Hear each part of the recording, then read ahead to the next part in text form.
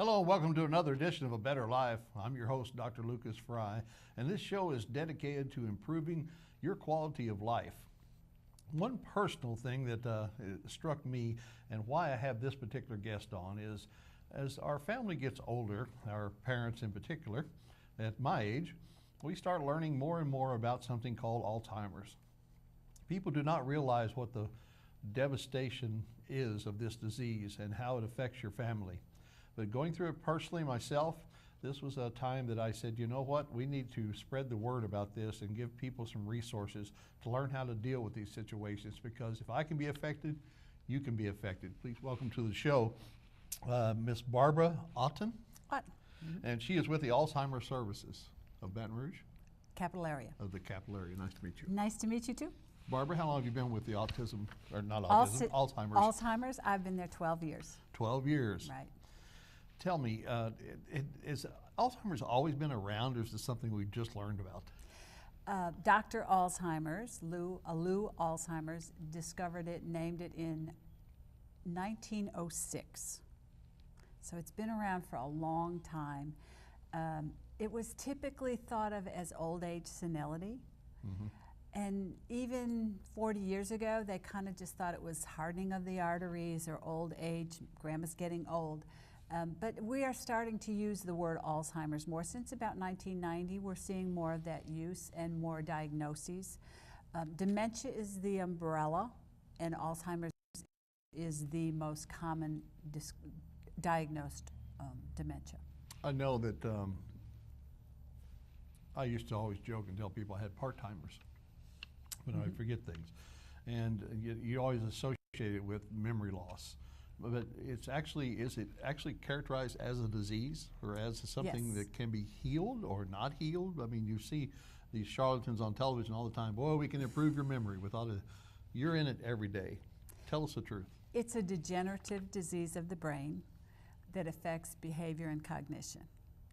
It eventually will leave, as the brain shrinks from the dead cells, it will leave holes in the brain and diminished functions where those holes are, and where the amyloid, beta amyloid builds up around the brain cells, and they're not sure if it causes the brain cells to die, or that it is,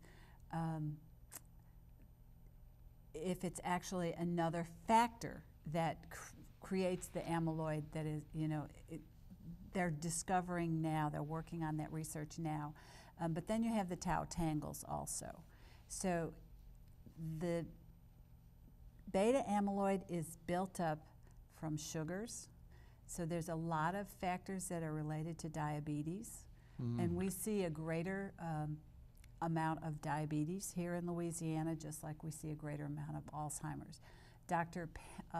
Keller at the Pennington Dementia Institute estimates that we actually have double the national average.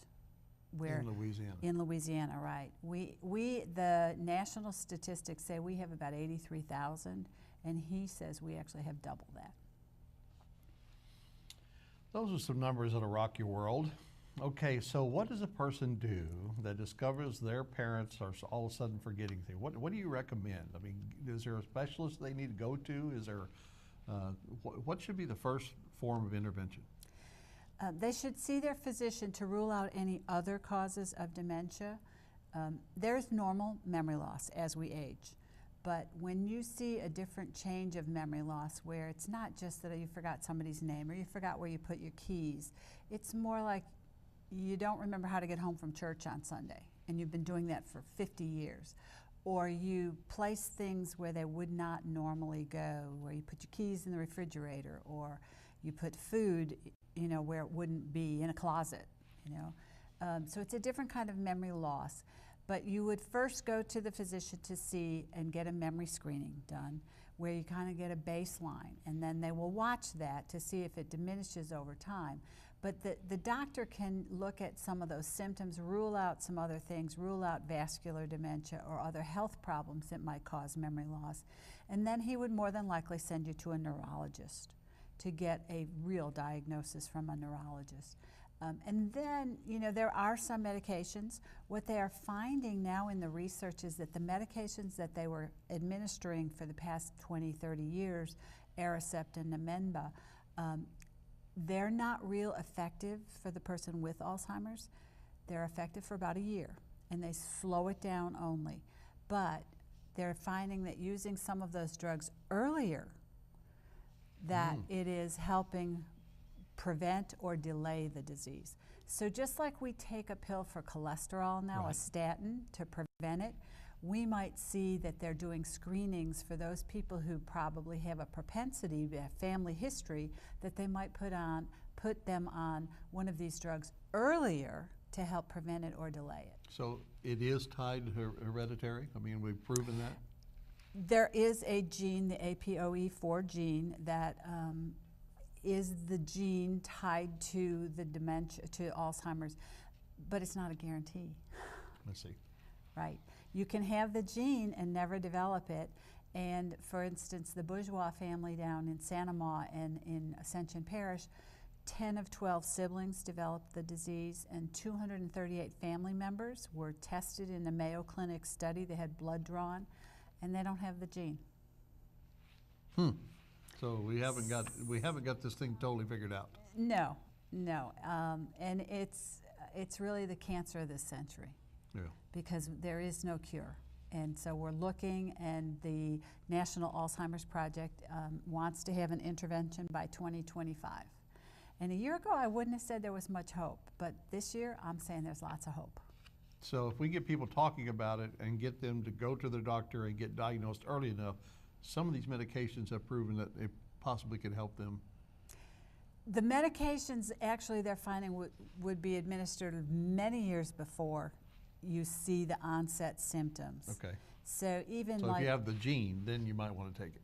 Is that what you're saying, maybe? maybe Possibly? the gene and family history. And family The history. doctor, I'm not a medical person, and so I don't want to give any kind of diagnosis like that.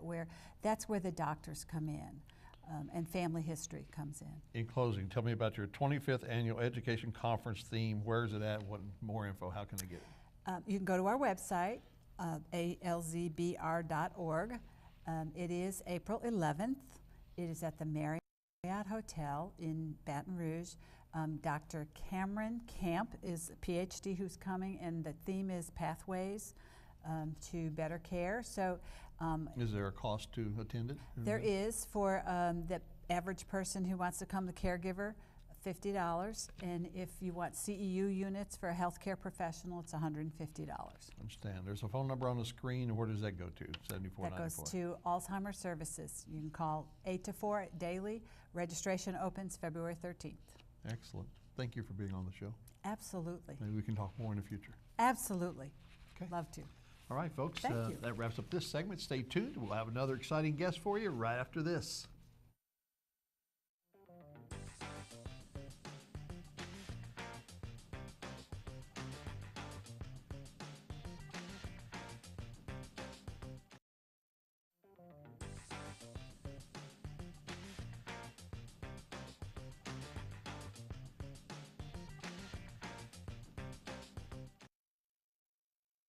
Welcome back to A Better Life. I'm your host, Dr. Lucas Fry, and this is the show where you find out how to have a better life. And you know what? There is a lot of things you can do to have a better life. And there's some people can tell you how to have a better life. You can seek it yourself, and there's also places you can turn to find out more information about things that will help you have a better life. And that's what we try and bring you here on the show. And of all the restaurants, I've been here with Barbara now for about 7 or 8 years. Every restaurant we go into, and just about every place, about every car dealership, we always find this.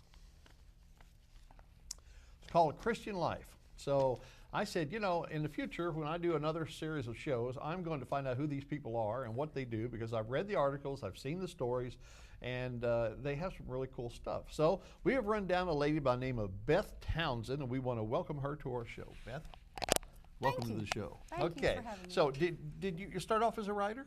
Is that what you did in college? How did you get to this point in your life? I started off as a speaker. Kind of the short version of that is I was in the field of property management, worked my way up until I hit kind of the ceiling and started teaching seminars. Okay. From there, I became kind of a speaker, expanded into other business topics. Enjoyed it. Then I met my husband. We got married, we started having children, and I started thinking of what do I do to stay home, because I was traveling as a speaker, you travel. Sure. So to stay home, I decided, I think I'll become a writer. And I decided to write about purpose and passion, because I believe as Christians, I think if all Christians really knew what God put them on the earth to do, and they could get up and do that every day, we would be such an infectious group of people. We would have no trouble winning the world, because we would be doing our it. We would be walking in our talents. We would be really great at what we did. And we would be working together in unison to create what we need for one another, and sharing in one another's successes. And so Well that's said. kind of, so I kind of fell into interview-based writing in preparation for a book. The book is another story. It didn't really happen, but that's how I ended up doing articles. For a magazine in Atlanta, which is where I lived at the time. And it was, Okay. so I spent years interviewing people. I mean, politicians, athletes, just a variety of people, to find out that one thing. How did you know what you were supposed to do, and then how did you go after it, and how did you actually end up doing it? Because, you know, that's the $1,000,000 question. And so To a happy life. to a fulfilled life. Very good. Sometimes it's hard, but sometimes it's the fulfillment, the purpose that people are looking for. You're publisher of this Yes. magazine, and you did you start it yourself, or did, did. You come up with the whole concept? Actually, I didn't, but I did here. But I had a Mentor magazine in Mississippi, and the one that I work for in Atlanta. So we modeled after successful people that had gone before us, that were very, very kind to help us. Staying true to your colors, it's basically an interview magazine. It's an interview magazine. Basically, it's non-denominational. The great thing about it, it's testimony driven. So we don't have do's or don'ts. We don't have shoulds or shouldn'ts. We don't tell people they ought to go to church or they ought to read the Bible, because the people that we interview do. They tell people they went to church, they read the Word of God. Something happened in their life where God intervened, and so that was a turning point for them. So what we hope to do is have balanced stories of the way God is working in the lives of people in different ways that perhaps would encourage someone else to find their purpose in what God is doing in their life as well. And all of our stories aren't pretty. Some of them are really hard. People overcoming addictions, people overcoming financial trouble. But we talk about how they can find resources and what people can do to come alongside them and help. And the great thing about Baton Rouge is there's a lot of bad news. There is a lot of bad news. But there's so much more good news, and there's just not enough people telling it. So what we're trying to do is come in that back door and say, wait, there's good things happening. Be encouraged. Look at what this person is doing. Look at what that person is doing. And then you go do something like that. You go step out on a leap of faith and make some good news happen. One of the favorite things that people like on television to watch is always those closing little pieces of the news that's a positive story. Unfortunately, 98% of the news is all stuff that will make you not want to leave your house. Right. But these all are full of great stories that are warm at heart and touch everybody's lives. And they all are basically from Baton Rouge. They're all Baton Rouge. Everybody that we talk to is a local person, and that's one of the great things about it. About the 4th or 5th day of every month, because there's somebody you know in just about every edition. The phone starts ringing, oh, I've got to get 10 copies, I've got to get 20 copies because their friend is in there. And so, you know, and we're also online. It does say free. It is which, free. Which I would like to point out. So how are you funded? I mean, is it all advertising driven? Is it? It's advertising driven. When I first started, I went out and I found what I call founding advertisers. There were people that saw that we needed good news and faith-based stories, and so they come alongside us, and they kind of founded the magazine. And since then, we've grown, but that's always one of our key things, is to have advertisers. We want people to get behind what we're doing, because ultimately, as a body of Christ, if we're not together, unfortunately, we're apart. So if we come together and we begin to support one another by knowing what each other's doing, then we feel pretty good about what we're doing instead of pretty bad about it, because that's kind of where we are. Right now we feel like we're losing a battle. And yes, there are some things that we can do, but there's so many more good things that are happening that people just don't know about, and that's what we're doing. We're trying to share those good news stories that are real and they're really happening. If a person wants to get a copy of this online, is it available online? It is. Baton Rouge Christian Life Magazine.com. We have Facebook, Twitter, Instagram. So anything you find in print, you can also find online. All the way back to April 2015, you can find them each month, and it's all archived there for your taking. It is. What's your favorite story that you've done? My favorite story. Every publisher has a favorite story. What's your favorite story you've run across? Wow, that's a really tough one. I would have to say January we did Tony Evans' story. He's not from Baton Rouge, and it's really Tony Evans is Tony Evans. Great. There you go. A little picture of Tony. But there was a collaborative effort of a lot of people to bring together what was called Believers for Baton Rouge, a one-time event where non-denominational, we all came together and we supported this one event together. And it was a lot of pastors, a lot of lay people, tons of volunteers, a real strategic team. I just really liked watching the city come together like that, and it was fun to be a part of. It was just invigorating. So I enjoyed that because I think he brought something that a bigger message about, you know, how he talked a lot about how to come together as a city. Well, I challenge you to read the story. Go to her archive, January 2017. Yes. 1 year ago, and read the story about this young man, and I'm sure you will be uplifted by it. It's a great magazine. I'm so glad we finally met, and I look forward to the future articles and reading them. Thank you for having us being on. All right, when we come back, we'll have our last guest this week and be wrapping it up, so stay tuned and we'll have more for you in just a moment.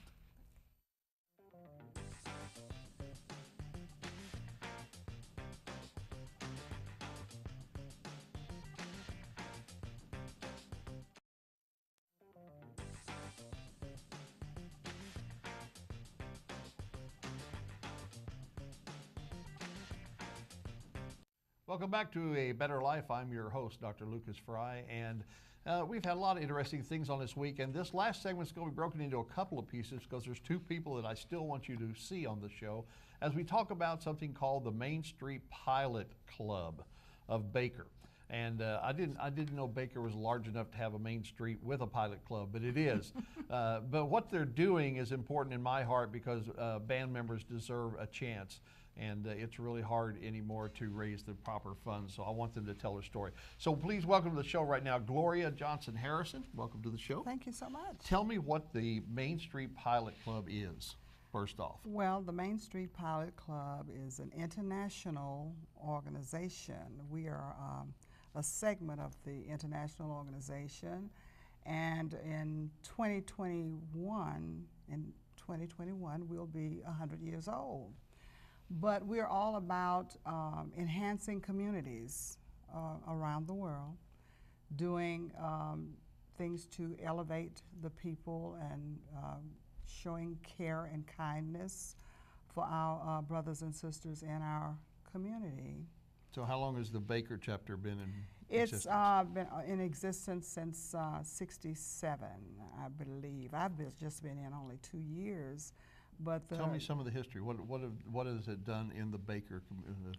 Well, we do quite a few things. Just recently, in December, we had our second, excuse me, Jingle and Mingle, we call it. And it came into existence because we wanted to do something to help meet the needs of the persons that were affected by the 2016 flood. So what we did, we collaborated with various organizations in the community, and we were able to influence them to make contributions. So we sent out invitations, and we had publicity, and we've had, like this last year, right at 300 people who attended. We gave turkeys, we gave bicycles, we had over $2,000 in gift cards that we gave to the various people who were in attendance. We had entertainment as well as a full course meal. So how do people get involved with Excuse me. the Main Street Club? Is it something you join, or is it something Yes, invited to join? you're invited to join, and once you join, we do have a membership fee that we pay annually. And if anyone is interested, they could give me a call and come by the museum. We have our meetings monthly at the Baker Museum there on Main Street. When do you have them first? First Thursday of every month, and until the time changes, we'll have them at 4:30. We'll hold our meetings at 4:30, and once the time changes, we'll go back to our 5:30 time period. Excellent. So there is a perfect opportunity for you to get involved. If you would like to attend one of the things, if you want more information about it, you of course can email me here at WLFT, and I will put you in touch with them so you can check out the Main Street Club. When I'm going to take a short break, when I come back, I'm going to tell you about something they're doing with high school band members. We're going to find out about that in just a second. Continuing with the Pilot Club, I want to tie it together now. With me is a man by the name of Everett Parker, and Everett is the supervisor of the arts for the City of Baker school system. Welcome to the show. Thank you, Dr. Fry. I bet you didn't think I'd get that right, but I did. The reason I put this together is because being a band player my entire life, school band in 5th grade, all the way through, all three of us kids were turned out to be professional drummers and professional musicians. It all starts because of the people like this that care enough to say, hey, your family doesn't have enough money to send you on a band trip, we're going to help you out. And so that's what the Pilot Club is helping out here. Tell us a little bit about what exactly they're doing and what program you're doing now. Well, we're both here on behalf of one of the greatest bands in the land, which is the Baker High School Band. The band has been invited to play and perform at Carnegie Hall in New York. And of course, it's a distinct honor. Once in a lifetime Oh, chance. once in a lifetime. Just to be in the building, let alone perform. Yeah, so we want to do all we can to help the band be successful in raising the funds that are needed to make this trip possible. And that's where the Pilot came in. They had the idea, they approached us with the idea, and we were blessed to be able to partner with them and to make this event happen. The event is featuring choral performance by Heritage of Baton Rouge, and they're going to perform Negro Spirituals, an entire concert at First Baptist Church in Baker. It's a public concert, it's free. We're looking for this to also be an experience where the community can come together and be in a musical environment. But all of the funds that will be raised by private donation and by a love offering will go to the band. Now, when is that event? That's going to be Sunday, February the 18th from Okay. 4 to 6 p.m. Okay. So if you want more information about that, you of course can email me, and we'll be glad to get you information. The tickets are strictly love offering and That's it. donations. That's And it. all the money is going toward the high school band of Baker to get them to Carnegie Hall. That's it. And when are they going to Carnegie Hall? March 30th is when they perform. It's a 4-day excursion, so Sure. to speak, where they're going to, of course, take in some of the other sites. But they're performing on the 30th of March. And it's a festival. It's an international festival, so they'll be adjudicated. So there's a lot of hype going into this. Yeah. Yeah, you know. So get out and donate to this. There's ways you can get involved. You can, of course, contact us here. We'll put you in contact with the Pilot Club. Or can they just go over to the superintendent's office across the street and donate to this? Or They most certainly can. hey, you all know where the old car dealership was. I mean, walk in there with your checkbook and say, hey, I want to send a tuba player to Carnegie Hall. I mean, what a chance. I don't care if you're down in Denham Springs. This is really cool that an area school is going to get to perform at Carnegie Hall. And that's it. Was you a player in school? Not in the Musical band, instruments, not girls. Piano, Yeah. piano, Yeah. piano, and a singer. So anything with a keyboard. Anything with a keyboard. Yeah. I admire your talent. It takes a lot of talent to use all 10 fingers. Thank you. Drummers, we just And beat with the things. organ, the feet, the toes. There you go. Nice meeting you. Yes. Good luck on it. Look forward to hearing a successful report from that. Until next time, remember, you can have a better life through Jesus Christ.